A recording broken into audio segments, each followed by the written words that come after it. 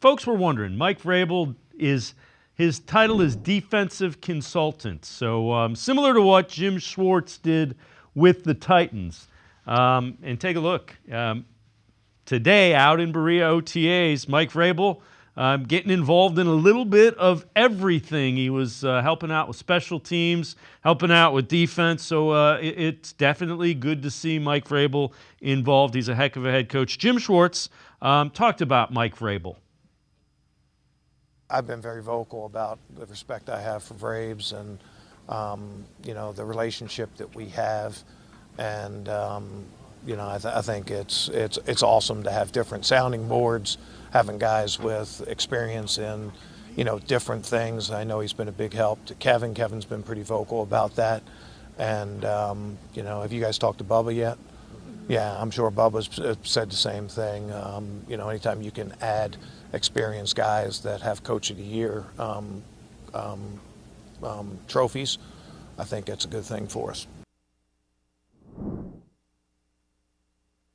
With players, because they know Mike Vrabel, and Vrabel does have a really good reputation across the league. Yeah, and it goes back to, I remember when I was sitting on this show after they had fired Jim, not Jim Woods, Joe Woods. but after they fired Joe Woods, right? We had a conversation about what they needed to do and what they needed to add to that locker room, because there's clearly some issues with how they were managing it. And one of the things I harped on was, hey, they need to have more people there to get more perspectives of these guys in the locker room, more guys with different approaches. And I think that's what they've been key on doing ever since the whole Joe Woods thing.